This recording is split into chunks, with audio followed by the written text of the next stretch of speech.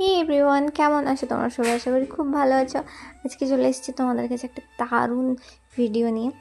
আর ফার্স্টেই বলে দিই, ফার্স্ট গাছের জামরুল আমাদের ঘরে পুজোর জন্য তোলা হচ্ছে। তো রোজ যে বাড়িতে পুজো মা করে, তো এই জন্য এই যে জামরুল হয়েছে, বেশি হয়নি, একটা থোকায় দুটো কি চারটা মতন হয়েছিল। তো মা সেটা তুলে নিয়ে যাচ্ছে। আরও গাছের সবেদা হয়েছে, সেটাও দেখাচ্ছে, তুলতে হবে, না হলে হনুমান এসে সব খেয়ে নেবে।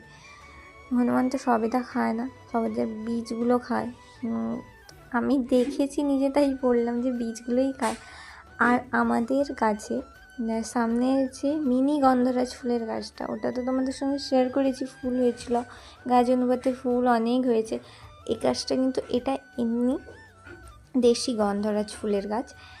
তো গাছটা বড়, আর কুঁড়ি কী পরিমাণে হয়েছে তোমরা জাস্ট দেখো, প্রচুর প্রচুর, মানে গাছের প্রত্যেকটা পাতার মাঝখানে মাঝখানে একটা করে কুঁড়ি হয়েছে। মানে পাতার থেকে কুঁড়ি বেশি বলা যায়, এত হয়েছে। তো এই ফুলগুলো যখন একসঙ্গে ফুটবে, আশা করি গাছ পুরো সাদা হয়ে যাবে। অনেকে তুলেও নিয়ে যায় বাড়ির পেছনে গাছটা, ফুল গাছটা, তো মানে আছে, তুলে নিয়ে যায়, ঘরে রাখে।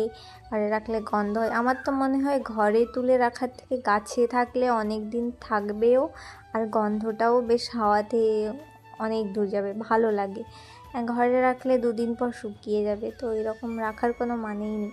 গাছে থাকলে দেখতেও ভালো লাগে, আর গন্ধটাও থাকবে, ফুলটাও ভালো থাকবে।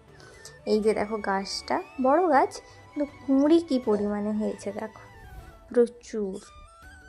আমার কি ভালো লাগছে, দারুণ লাগছে।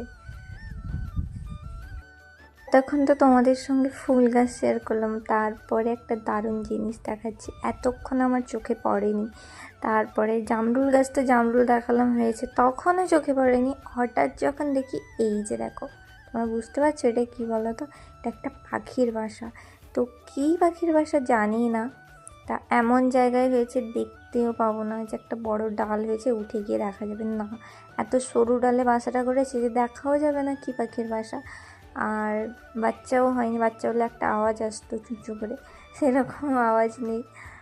তো মোট বাসাটা বেঁধেছে দেখলাম, পাখিও নেই, বাসাটা বেঁধেছে। দেখো আমার দাদা বলছে যে দেখ কেমন পাখিদের বুদ্ধি, দেখ যে কত দূর থেকে এই যে গাছের, কলা গাছের যে পাতাগুলো শুকিয়ে যায় না, ডান্ডিগুলো শুকিয়ে গেলে দড়ির মতন শক্ত হয়ে যায়, ওইগুলো নিয়ে এসেই বাসাটা করেছে, মানে মজবুত একদম। আমার এটা ভেবেই দারুণ লাগছে যে আমাদের ঘরে গাছে